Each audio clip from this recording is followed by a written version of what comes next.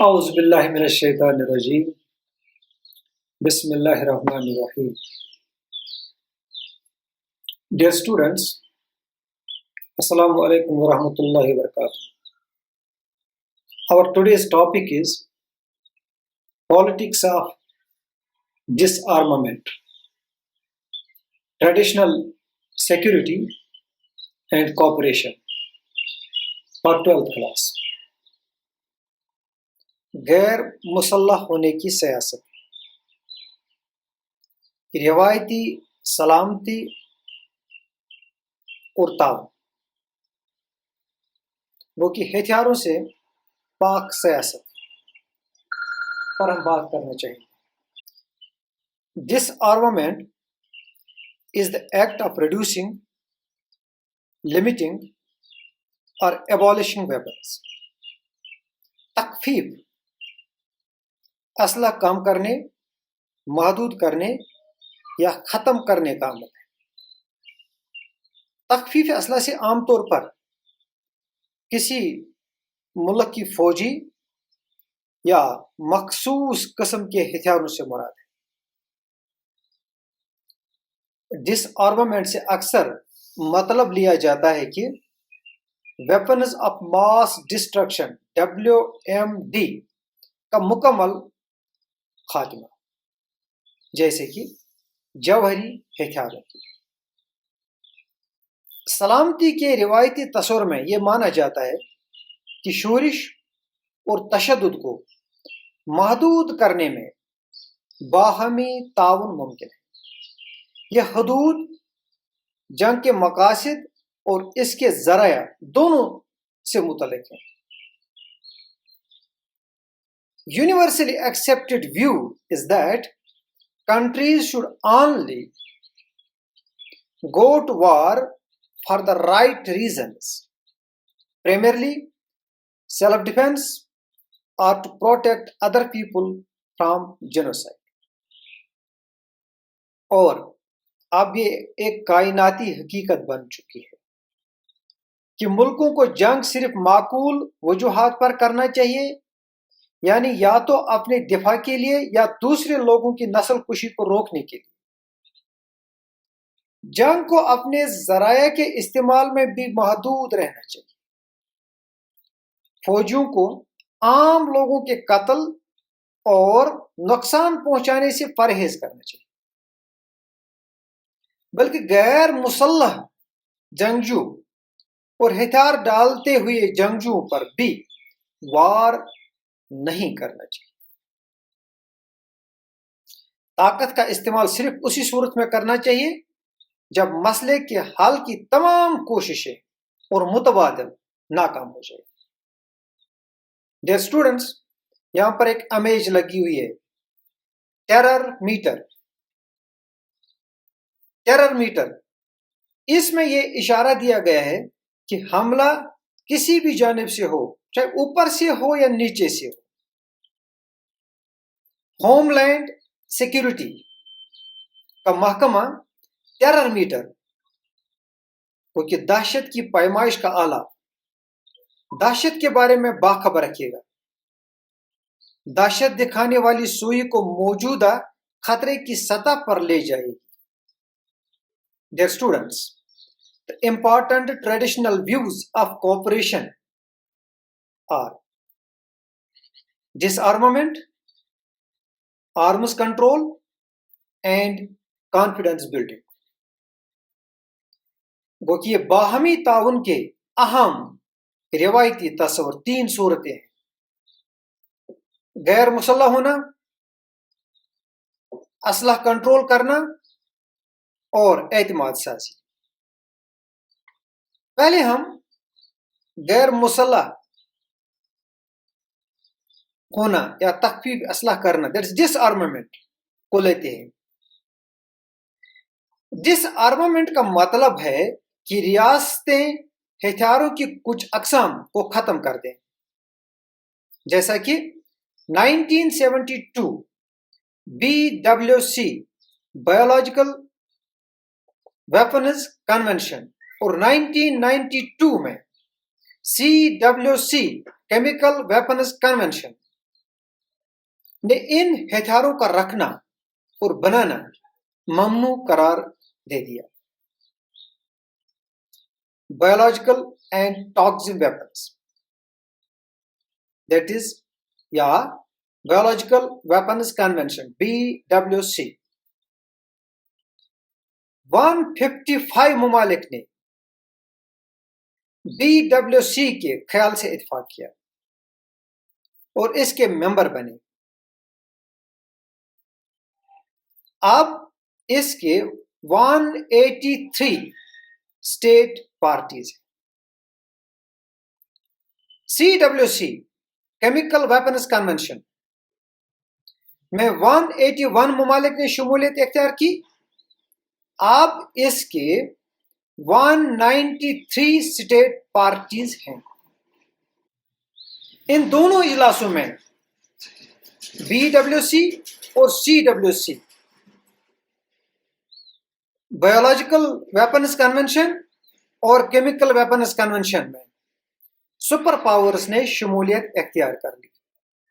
لیکن United States of America اور Soviet union عام تباہ کاری کے ہتھیاروں کو یا نیوکلیئر ہتھیاروں کو چھوڑنا نہیں چاہتے تھے. اس لیے انہوں نے آرمز کنٹرول کو ترجیح دی.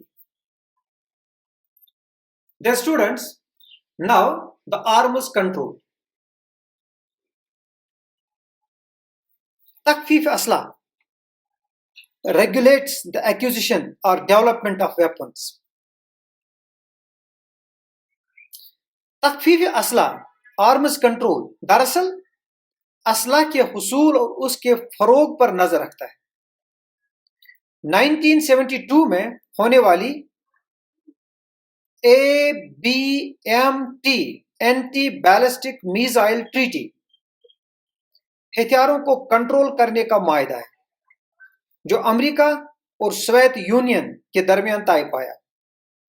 اس ٹریٹی نے دونوں ممالک کو ایک نیوکلیائی حملے کی صورت میں بیلسٹک میزائل کو ایک دفاعی ڈال کی طرح استعمال کرنے سے روک دیا تھا. 26 مئی 1972 کو اس پر دونوں ممالک نے دستخط کیا. By Richard Nixon and Leonid Brezhnev. اگرچہ اس ٹریٹی نے ان دونوں ممالک کو یہ دفاعی ہتھیار ایک محدود تعداد میں استعمال کرنے کی اجازت دی، لیکن ان کو بڑی تعداد میں بنانے سے روک دیا. یونائٹڈ اسٹیٹس آف امریکہ اور سوویت یونین نے تخفیف اسلحہ آرمز کنٹرول کے سلسلے میں اور بھی کئی معاہدوں پر دستخط کیے، جیسے SALT I, SALT II, Strategic Arms Limitation Talks First and Strategic Arms Limitation Talks Second. SALT First 1972, SALT Second 1991.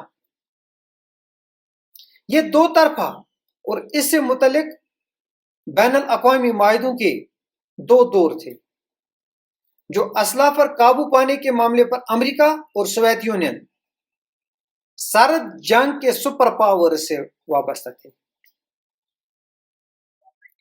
Strategic اسلحہ کم کرنے کے معاہدوں that is START first and START second START first START second that is strategic arms reduction treaty first 1991 strategic arms reduction treaty second 1993 کے نام سے جانا جاتا ہے. وہ USA اور سوویت یونین میں طویل فاصلے تک ایٹمی ہتھیاروں کی تعداد کو کم کرنے کے معاہدے تھے.